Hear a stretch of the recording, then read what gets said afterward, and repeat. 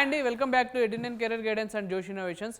NTA నుంచి మనకు ఒక అప్డేట్ అయితే ఉందండి. ఆ అప్డేట్ ఏంటంటే clarification on use of virtual calculator in JEE mains 2026. So ఇలాంటి అప్డేట్స్ మా ఛానల్ నుంచి మీకు రెగ్యులర్గా రావాలంటే మా ఛానల్ సబ్స్క్రైబ్ చేసుకోండి. అలానే పక్కన ఉన్న బెల్ ఐకాన్ ప్రెస్ చేయండి. జేఈ మెయిన్స్ సెషన్ 1కి సంబంధించిన రిజిస్ట్రేషన్ ప్రాసెస్ మొన్ననే స్టార్ట్ అయిందండి. సో ఆ రిజిస్ట్రేషన్ సంబంధించిన ప్రీవియస్ నోటిఫికేషన్లో వాళ్ళు ఏం చెప్పారంటే, సో క్యాలిక్యులేటర్స్ అనేది యూస్ చేయొచ్చు, అలానే టెస్ట్ అనేది మనం జూమ్ చేసుకోవచ్చు అని ఒక 3 మేజర్ అప్డేట్స్ అయితే ఇచ్చారు.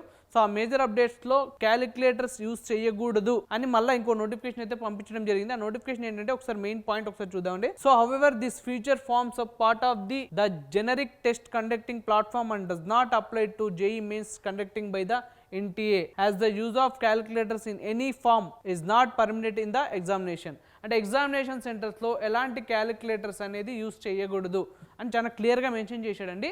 సో అలానే వాళ్ళు ఏం చెప్తున్నారు, NTA regret the typography error in the information bulletin of JEE Mains 2026 and the form the inconvenience causes of the candidates. Typography error అని చెప్తున్నారండి. టైపోగ్రఫీ ఎర్రర్ వల్ల వచ్చింది. సో ఎగ్జామ్ సెంటర్స్లో అయితే క్యాలిక్యులేటర్స్ యూజ్ చేయకూడదు అని ఈ నోటిఫికేషన్లో చాలా క్లియర్గా చెప్పడం అయితే జరిగింది ఎన్టీఏ వాళ్ళు. సో దానికి మీరు ప్రిపేర్గా ఉండండి.